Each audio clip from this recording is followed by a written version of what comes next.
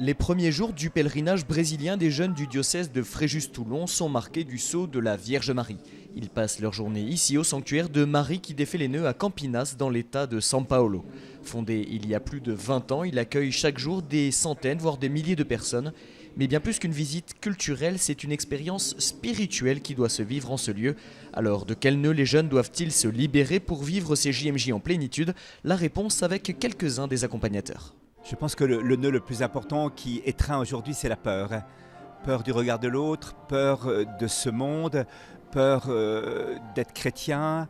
Et le pape disait qu'un chrétien qui n'est pas révolutionnaire n'est pas un chrétien. Et je pense qu'aujourd'hui, il y a une véritable révolution de l'amour à apporter. Et donc ce qu'il faudrait, c'est l'audace. Et la peur est vraiment le lien qui noue le cœur, qui noue la pensée. Peur parfois même de Dieu. Qu'est-ce qu'il va me demander? Qu'est-ce que je vais recevoir si je le suis? Et la peur devient véritablement une sorte de paralysie de l'âme et du cœur. Alors à mon avis, un des gros nœuds de la jeunesse, ça va être le silence intérieur.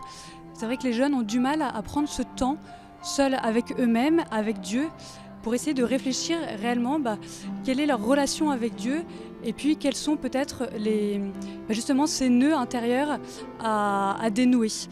Et c'est intéressant, je pense, dans cette expérience des JMJ, il y a une grande fête, une grande joie, les Brésiliens qui sont vraiment à faire de la musique, mais il y a aussi ce temps de silence, dans l'adoration qui nous est proposée, dans aussi des temps de prière personnelle. Et donc je pense que c'est un vrai défi pour les jeunes du groupe durant ces JMJ. Avec un pape qui s'appelle François, et qui est une merveille donnée par le Dieu et l'Esprit Saint, il ouvre la route à toute cette jeunesse qui a faim de Dieu. J'espère et je suis sûr que par cette étape brésilienne, ils retourneront dans leur pays, le cœur explosant de joie. Et qui engendre la joie dans une vie? Il n'y en a qu'un, c'est Jésus.